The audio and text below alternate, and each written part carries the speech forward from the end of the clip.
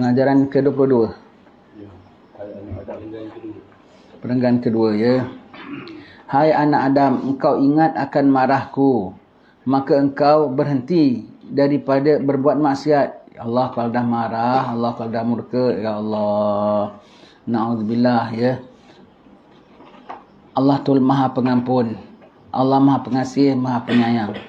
Namun Allah Ta'ala juga kerana maha agung, maha besarnya dia tak boleh diderhakai. Kita tak boleh nak bermaksiat kepada Allah Ta'ala, tak boleh nak derhakai kita kepada Allah Ta'ala. Kalau dah Allah Ta'ala murka, Allah bebas nak ampun tak nak ampun. Kalau dah Allah Ta'ala tak ampunkan, habislah kita. Azab Allah Ta'ala sangat pedih. Azab Allah Ta'ala sangat-sangat pedihnya ya. Kekal pulaknya. Dan jangan kita pulaknya bilang, setengah orang-orang yang liberal ini, dia nak nipu Allah. Dia sangka Allah tu kawan dia, dia boleh ajak jidal, dia boleh ajak berbahas. Nanti Allah Ta'ala tak boleh jawab. Itu bodoh punya orang. Mereka kalau bilang, kalau ia pun na'udzubillah, kalau kita jahat pun, aku bukannya bakau orang, takkanlah Tuhan nak bakau aku. Jadi dia ingatkan macam kat dunia, dua orang ni macam kebanyakan yang ada tu lawyer tu yang bijak-bijak tau, bijak tak karuan. Kalau kan dunia, Tuan Hakim, kalau fulan bersalah sekalipun, kenapa kita minta kurangkan dia punya siksaan, kurangkan dia punya hukuman? Ya tidak. Allah dah tetapkan, Allah dah beritahu, itu kanun Allah Subhanahu Wa Taala, undang-undang Allah Subhanahu Wa Taala. Mereka kalau bilang, kalau ia pun kita buat salah, bukannya kita bakar orang, takkanlah Tuhan nak bakar kita, zalimlah dia.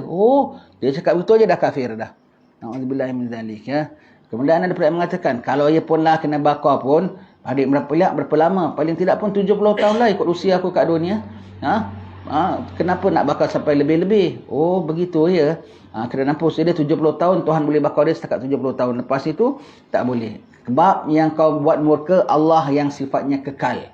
Maka murkanya kekal, tindaknya kekal. Istilahnya, jangan main-main dengan Tuhan. Jangan main-main dengan Tuhan. Bolehlah. Kau rompak bank berapa lama agaknya? 3 jam sekali rompak.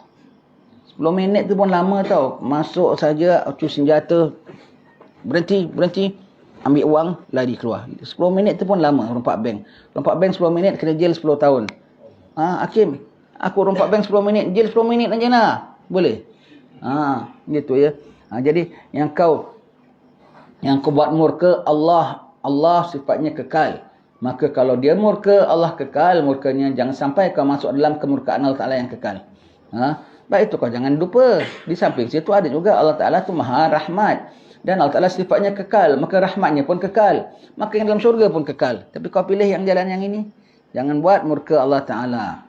Dan adakah engkau tunaikan akan segala yang aku fardukan atasmu, seperti barang yang aku suruhkan akan dikau? Dan adakah engkau beri akan hambaku yang miskin daripada hartaku? Harta Allah ya. Yang kita ada tu harta Allah ya. Yang kita ada kebun, kita ada kereta, wang simpanan, semua tu harta yang Allah Ta'ala berikan semuanya, bukan untuk kita saja ya. Betul tak? Bukan untuk kita. Betul, sekarang aja bukan kita pakai semuanya. Satu hari nanti semua akan jadi hak siapa? Akan jadi hak ahli keluarga kita, hak orang lain pokoknya. Bukan kita punya semua tu ya. Maka dari sekarang lah dah bukan kita punya ya. Dari Allah, maka ambillah. Patut diberikanlah apa yang patut dia. Dan adakah engkau berbuat baik akan hambaku yang berbuat jahat kepadamu? Allah suruh buat baik kepada hamba yang buat jahat kepada kita. Semalam kita baru baca kitab Idah ya. Di antara akhlak yang mulia ialah apabila orang kacau sama kita, kita doakan dia yang baik-baik. Dendam tak boleh, dengki tak boleh ya, dengki tak boleh. Doakan orang yang nyanyikan kita. Dengki tu apa? Suka orang hilang nikmat, suka orang dapat bala. Itu namanya dengki. Sifat dengki haram walaupun terhadap musuh kita sekalipun. Musuh kita kacau kita, ganggu kita macam-macam, tetap dengan dia kita tak ada dengki. Dengki dengan dia tetap haram. Jadi kau ditimpa dua bala. Kau ditimpa gangguan dia dan kau ditimpa berdengki terhadap dia. Tak boleh ya. Baik. Dan adakah engkau mengampunkan akan hambaku yang mengenai akan dikau? Jadi hamba Allah Ta'ala yang kenakan kita, yang payahkan kita, adakah kita ampunkan? Aku tak ampunkan sampai akhirat. Allah. Tapi kita nak pengampunan Allah Ta'ala. Jangan ya. Tengok nanti bicara yaumil akhir. Aku tuntut engkau. Kita tuntut dia ke dia tuntut kita nanti. Apa kita tak ada salah? Apa kita tak ada silap? Itu yang kita takut tau. Dah orang kacau kita, orang kotok kita. Rupanya kita yang bersalah. Kita yang kena bayar dia nanti. Itu yang paling takut. Selalu kalau orang kacau kita, orang ganggu kita, kita rasa aku tak bersalah. Aku tak bersalah, ya. Yang ada orang bukan orang kacau dia tahu. Allah payahkan dia sikit. Taruhlah kenapa bala ke, anaknya sakit ke, atau rumahnya roboh ke, apa ke. Ya Allah, apakah dosa hamba-Mu ini? Ya, apakah dosa hamba-Mu ini? Macam dia tak ada dosa pulanya. Ha? Apakah salahku ya Allah sehingga kau begini kepada aku? Apa salahku? Apa dosaku? Ya banyak dosa. Dan lebih daripada ini pun Allah Ta'ala nak berikan pun boleh. Ha? Dah tak ada dosa Allah Ta'ala nak beri timpa macam-macam pun boleh. Jangan tak sedar. Dan adakah engkau sebutkan akan hamba-Ku yang memintang, iaitu memutuskan silaturahim, ia akan dikau. Orang yang putuskan silaturahim dengan kita, sebut yang baik. Semalam kita bilang, kalau ada orang nak putuskan silaturahim dengan kita, kita nak jalin dengan dia, takut payah, kadang-kadang susah. Sepatutnya kita jalin. Yang nama jalin itulah yang kepada yang memutuskan. Patutnya kita jalin, tetapi kalau kita nak jumpa dia, takut perkara tengkarah jadi lebih buruk lagi. Maka paling tidak sebelah pihak kita hentikan permusuhan terhadap dia. Di belakang dia, doakan kepada Allah.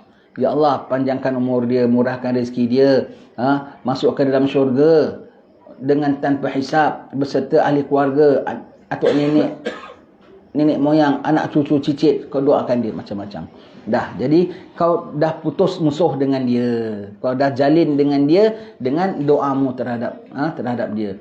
Jangan sekali-sekali doa yang bukan-bukan. Jangan sekali terus jalin permusuhan itu pulanya.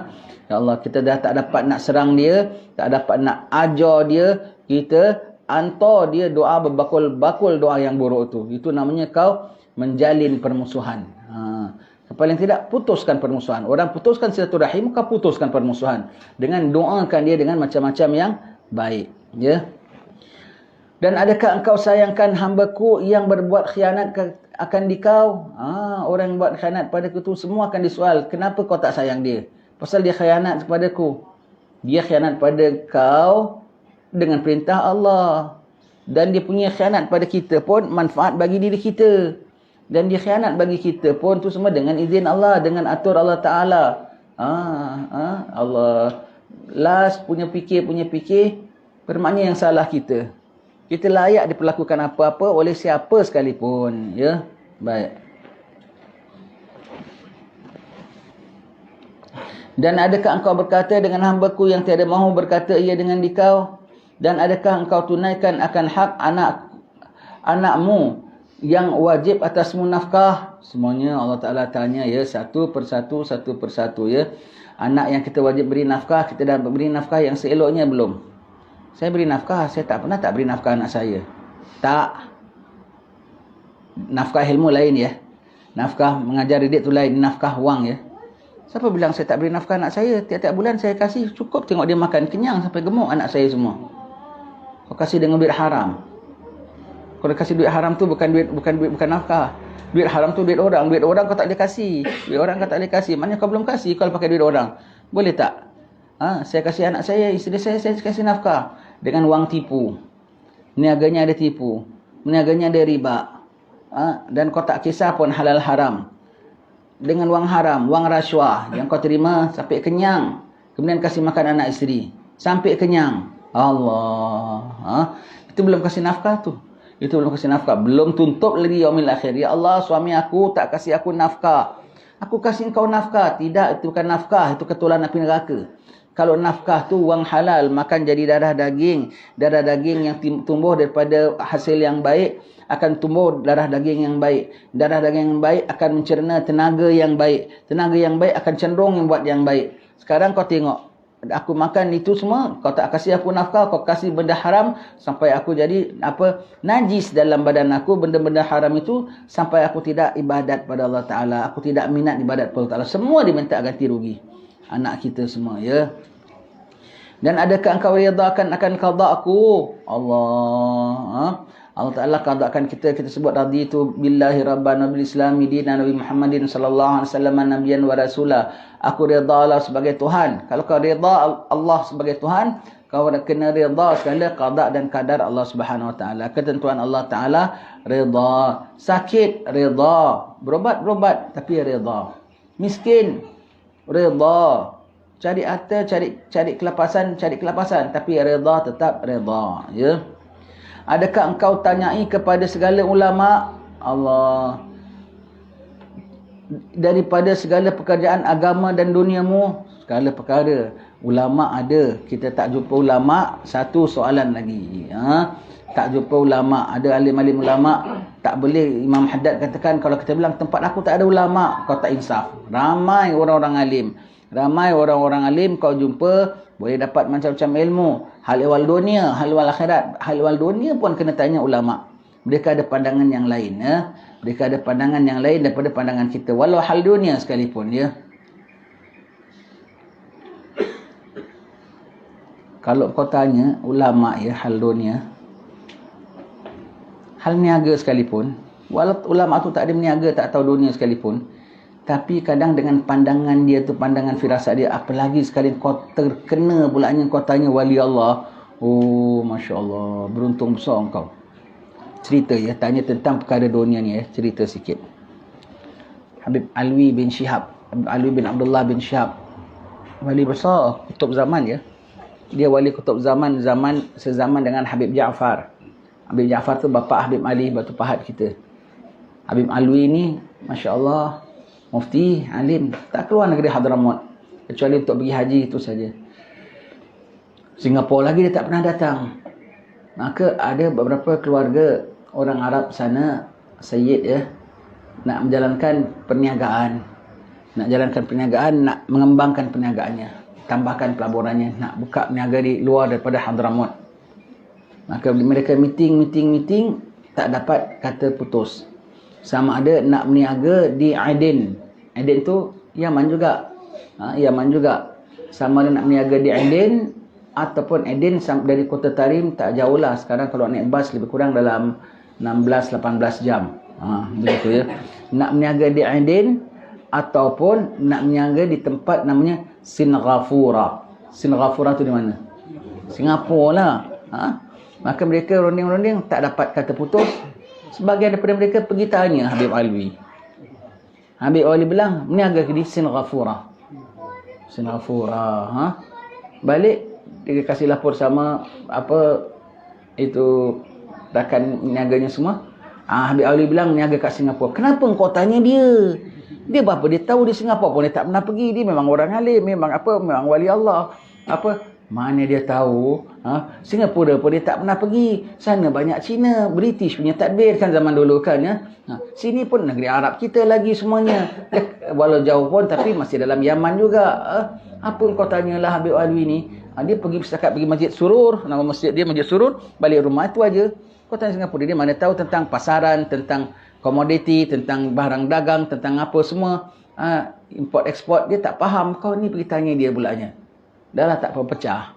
Sebahagian berniaga di Aden, sebahagian berniaga di Singapura. Yang di Singapura sampai dapat bina 2 masjid. Ada mansion atas bukit. Banyak sampai jadi kaya raya, sampai bergelar datuk. Dia beri sultan, Sultan Johor berikan pangkat datuk, JP lagi, dapat JP lagi. Oh, jangan sampai itu. Yang di Aden sekejap gulung tikar kena tipu dengan Arab sana. Kalau bilang Habib Alwi tak tahu,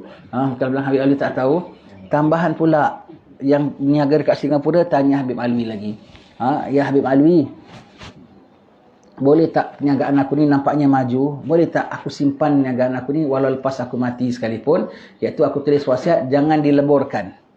Pakailah anak cucu. Habib Alwi bilang boleh. Sampai generasi keempat saja. Engkau, anak, cucu, cicit aja. Sampai engkau, anak, cucu, cicit. Oneng-oneng tak boleh. Sebelum oneng-oneng kau lahir, sampai cicit kau mesti kena jual segala-galanya bagi faraid. Kena habiskan semua. Sekali benda saya tanya sama kawan keluarga dia lah, ya, kawan-kawan kita sana. Betul cerita ni betul. Memang atuk moyang kita. Tapi atuk moyang kita yang dah sampai cicit ni tak ingat moyang dia punya pesan. Kalau boleh nak teruskan lagi, betul sampai cicit je hartanya habis. Sampai cicit belum sampai orang yang hartanya habis semua. Patut Habib Ali suruh jualkan. Pasal masa cicit itulah waktu Singapura pisah dengan Malaysia. Maka banyak tanah ambil untuk pembangunan, bikin hospital, bikin jalan, bikin itu. Bayar pampasan bukannya mahal sangat kan? Bayar pampasan sekadarnya begitu. Kalau dia jual dulu kan dapat besar untungnya ya. Besar untungnya ya. Jadi diambil untuk pembangunan, pampasannya hanya berapa sen saja dapat, miskin terus. Miskin sangat tu tidaklah. Tapi dah jadi macam orang biasa terus. Nasib baik ada bina masjid. Masjidnya masih ada sampai sekarang. Masjidnya masih ada sampai sekarang. Yang lain-lain semua tu bisnesnya dah terus lingkup lah. Tak boleh nak itu. Rumah-rumah sewa pun semua dah habislah. Kalau dah kena ambil tanah semua, rumah pun semua habislah. Kena ada pembangunan semua. Jadi kau bilang Habib Ali mana tahu? Habib Ali mana tahu, rupanya lebih tahu. Sampai apa masa akan datang pun Allah dah beri khabar. Wali-wali tak tahu benda gaib ya. Nabi pun tak tahu benda gaib. Kecuali Allah Ta'ala khabarkan. Maka Allah Ta'ala khabarkan pada mereka. Tu perkara dunia. Bisnes tu bisnes. Sen ghafura. Dia bilang. Peranjat yang lain. Satu lagi. Tu perkara dunia. Pun tanya Habib. Satu lagi. Nak pergi haji. Tak payah tanyalah. Dah memang wajib kan. Haji kan memang wajib. Dia guru di Rabat Tarim. Habib tu. Nak pergi haji. Dah cukup kumpul duit. Nak pergi haji dari Hadramaut. Nak pergi haji tak mahal tau. Saya nak pergi haji dari Hadramaut naik bas. 1,600 US saja. 30 hari. 300 US kan tak banyak sangat ya. Kalau lain kan mahal. Naik bas 26 jam. Tapi pasal kena cek roadblock apa semua jadi 40 jam. Allah penatnya. Ya Allah. Kita tidur, bangun, tengok dah setengah jam. Masih begitu juga pandangannya tak berubah. Padang pasir. Allah, begitu ya. Kalau kita kan bangun tidur kebon kan kalau jalan kan. Mereka padang pasir. Begitu. Ini Habib ni ini zaman-zaman dululah ya. Nak pergi haji dan tak semua orang Hadramaut pergi haji tau. Itu pun susah dia nak pergi, bukannya banyak duit diorang ya. Dah kumpul duit nak pergi haji dah wajib lah. Tanya Habib Hasan Syatiri. Habib Hasan Syatiri, Habib aku dah kumpul duit nak pergi haji. Jangan pergi haji, pergi Afrika. Kok pergi Afrika? Kan wajib. Dah Habib cakap ikut aja, patuh. Pergi Afrika. Dia pergi Afrika nak gimana? Aku ingat dulu aku pernah pergi Somalia. Naik kapal pergi Somalia. Habib dah suruh pergi Afrika. Jumpa member-member dia lama sana. Kali member dia bilang, kau ingat tak masa sebelum kau balik Hadramaut dulu, kau ada kahwin dengan anak dara kita. Kau tinggal isteri kau ngandung tau. Anak kau dah besar sekarang. Patut Habib Hasan tak kasih pergi haji. Kau ada tanggungjawab di Hadramaut. Jumpa anaknya hitam, anaknya. Ibunya orang sana ya. Bawa balik Hadramaut. Anak dia dengan saya umur lebih kurang. Anak dia dengan saya umur lebih kurang. Namanya siapa anaknya? Gelarnya Aswad. Aswad dia hitam ya. Gelarnya Aswad. Memang hitam lah ikut maknya. Subhanallah. Nak pergi haji pun tanya ulama. Dia bilang, jangan pergi. Pergi Afrika. Sebab kau pergi haji wajib. Tapi ni nafkah anak kau, tanggungjawab anak kau. Dia tak tahu. Pumpung kau tengah ada tambang, pergi Afrika. Bawa balik anaknya. Rupanya ada anak sana. Subhanallah. Tanya orang alim. Dia kalau bilang ya, dia bilang tidak. Dia bilang tidak. Hatta nak kahwinkan anak. Tanya orang alim. Kahwinkan. Berkat. Setahun setengah cerai. Kok tanya orang alim kok gitu? Sebab kahwin dengan tulisan Allah, qada Allah. Cerai pun dengan tulisan Allah. Pokoknya kalau kau ikut cakap orang alim tu, ada keberkatan walaupun cerai sekalipun. Begitu. Apa pun tanya orang alim. Nak beli motosikal pun, paling penting tak tanyalah imam masjid. Mam, aku nak tukar motor lah mam. Boleh tak? Apa pendapat kau? Patutlah juga tukar. Tukarlah. Paling tidak. Kalau kita tanya orang alim tu siapa, kau kena jumpa kiai yang paling besar.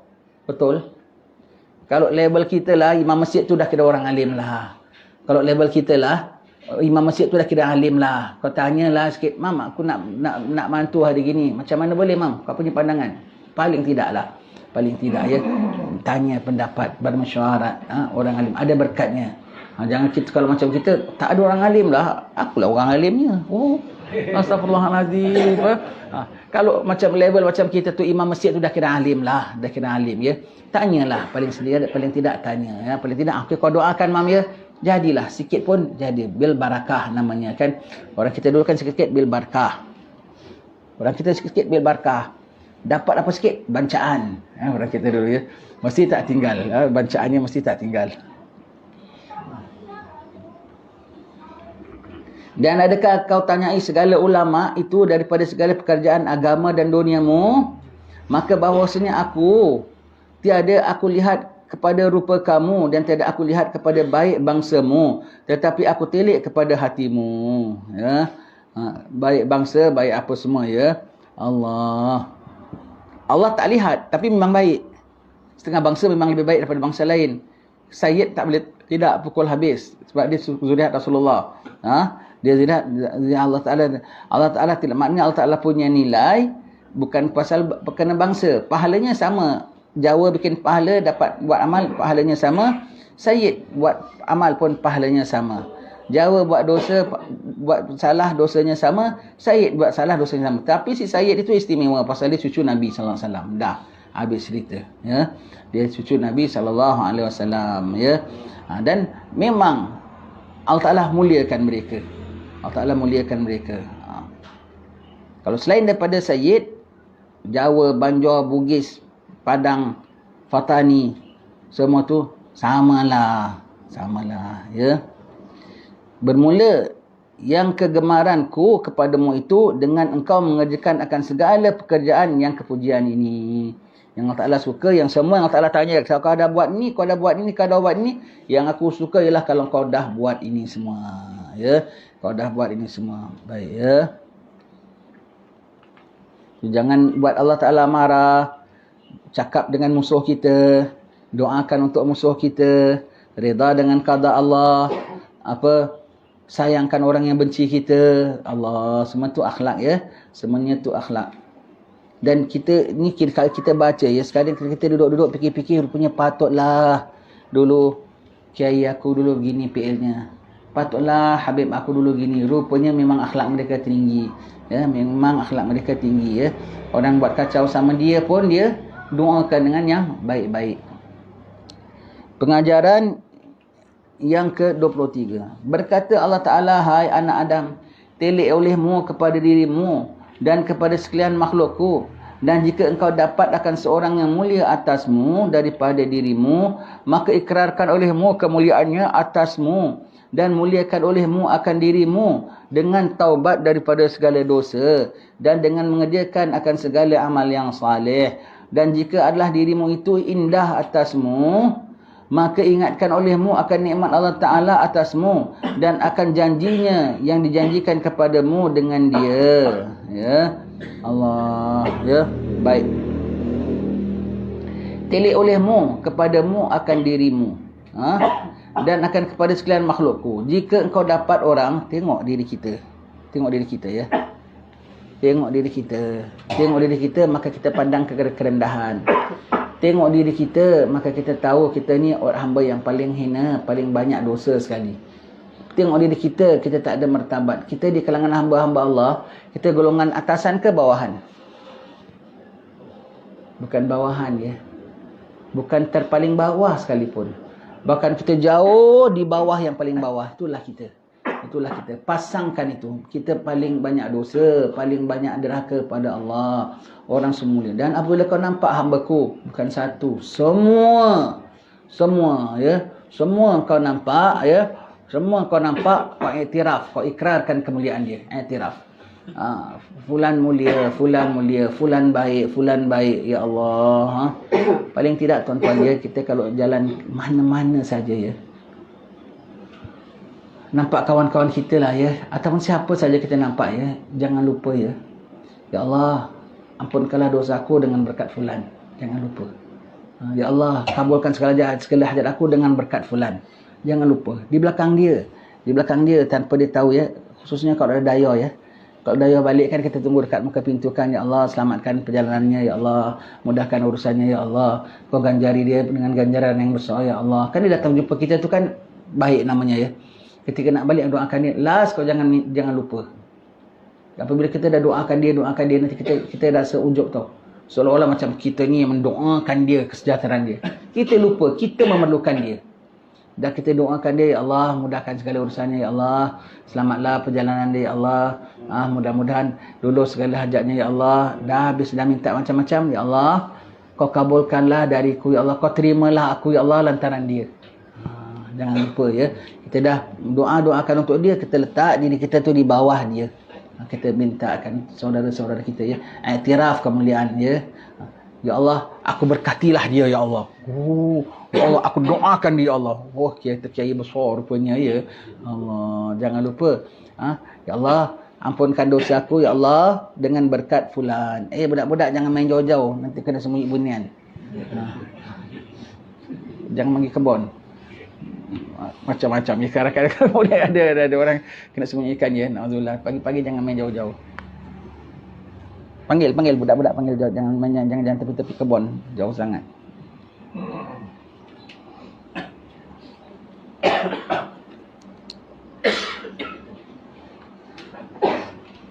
Kadang dia bukan sembunyikan, ajak bonding. Masuk tempat dia dipanggil jadi tamu. Jadi tamu dia ajak ronding. Makhluk Allah.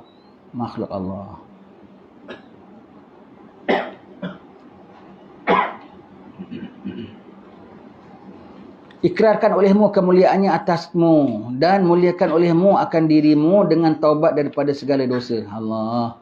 Dengan kita tak taubat pada dosa, kita menghinakan diri kita tau. Kita jadi second class. Bukan second class, low class. Jadi muliakan diri kita dengan taubat pada Allah Ta'ala. Sebagaimana Nabi sebut, orang yang taubat daripada dosa seperti orang yang tak ada dosa. Kalau tak ada dosa tu suci, bersih. Kalau bersih tu dimuliakan Allah Ta'ala. Dimuliakan dengan diundang untuk ibadat. Jadi kalau kita tak sembahyang duha, berdosa tak? Tak sembahyang malam, dosa tak? Tak dosa, tapi itu tanda kita banyak dosa. Sampai orang beribu-ribu Allah Ta'ala undang. Pukul 8 sembahyang duha sana, sembahyang duha sini. Kita kok tak diundang pasal kita banyak dosa. Jadi kalau kita banyak dosa, kita tak dimuliakan Allah Ta'ala. Kita tak diundang untuk bangun malam. Kita tak diundang untuk majlis-majlis zikir. Kita tak diundang. Kita setakat Allah Ta'ala izinkan kita ke mana? Warung. Ke mana? Pasar raya. Jadilah. Allah, majlis-majlis ilmu, majlis-majlis khair Allah Ta'ala tak undang pasal tak mulia. Tobat. Dan kata tobat, insaf Allah Ta'ala sampai hati kita tergerak untuk hadir ke majlis ilmu, sampai majlis-majlis khair selalu kita datang. Itu mudah-mudahan satu tanda Allah Ta'ala dah ampunkan dosa kita sehingga kita diberikan keizinan semula untuk menghadiri ya. Hadir-hadir kuliah pun ya. Kita tak hadir suka-suka kita ya. Kau memang sukalah, tapi sebetulnya itu tanda bahawasanya tak diundang oleh Allah Ta'ala ya.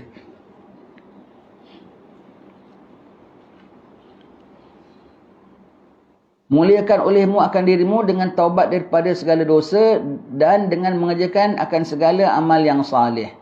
Dan jika adalah dirimu itu indah atasmu, maka ingatkan olehmu akan nikmat Allah Ta'ala.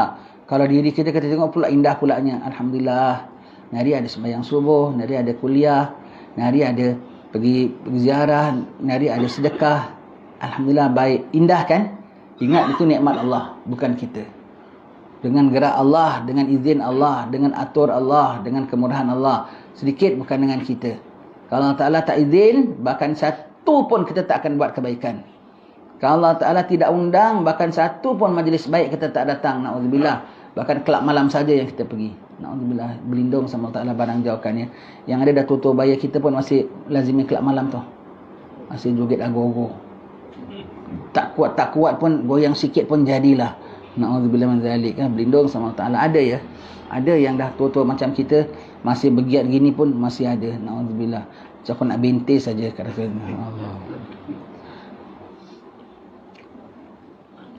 Dan akan janjinya yang dijanjikan akan kamu dengan dia ya. InsyaAllah akan kita sambung pada pertemuan akan datang ya, dengan rahmat Allah Subhanahu Wa Taala. Ini hari kuliah malam ada ya. Kita tengok dalam jadual sampai kuliah Zuhur aja. Malam ada. Tolong nanti tambahkan kuliah malam ada ya, tempat dilihat, tapi kita ringkaskan sikit pasal malam ni kita nak pergi ke Terengganu insya-Allah. Ada hall besar di sana, hall Tok Kupaloh ya. Dia sezaman Habib Noh Singapura, lebih 150 tahun yang lalu. Ulama besar, bahkan keluarganya tu pernah nyandang jadi raja, diserahkan oleh tuanku, tapi diserahkan balik kepada tuanku tahtanya tu ya. Pada zaman beliau itu Terengganu British tak boleh pegang. British nak masuk alim, belajar Al-Idrus, Abdul Rahman bin Muhammad Al-Idrus. Bapaknya Tokku, tuan besar. Semua itu. Jadi apa? Alim. Sangatlah alim, berguru. Mak Kilau tu yang dia tindak semua tu atas fatwa Tokku Paloh. Dia bilang sekarang tempat kau perangnya dah kira perang sabilillah. Maka perang. Sebab orang kita kan tak sembarang-sembarang. Dengan arahan orang alim. Dengan arahan orang alim. Zaman dia British nak masuk, nak buat perjanjian apa, nak takluklah negeri Terengganu apa semua. Maka Tok Paloh tak izin. British paksa. Datang meeting, Tok Palohnya ada. Meeting. Paksa suruh serah Terengganu ke, begitulah lebih kurangnya. Dia paksa, dia duduk, dia bangun, punggung dia melekat kat bangku. Melekat tak boleh. Kau batalkan ini perjanjian atau tidak. Kalau tidak, sampai kau mati punggung kau melekat kat bangku ini. Mau tak mau batalkan. Batalkan, tak boleh gerak, panik. Orang kalau kena karamah, takutnya semacam ya. Panik, dia batalkan, gugurkan, lepas Terengganu. Datang balik bawa armada dari Singapura, kapal perang nak serang Terengganu. Yang tentang siapa? Tok Paloh dengan berapa orang muridnya saja tepi pantai, pegang remote control. Dia doa sama Allah Ta'ala, dia adjust ke serban dia, kapalnya gini, tak boleh masuk Terengganu. Tak boleh masuk Terengganu. Orang wali Allah, ilmunya tinggi Ada tulis apa, gurindam syair mengenai tauhid semua tu. Allah, anak cucunya semua tu tawaduk sangat. Sampailah sekarang ni haul dia ni. Wallahu a'lam bissawab. Insya-Allah ya, ada lapang boleh pergi Terengganu insya-Allah. Alhamdulillah rabbil alamin.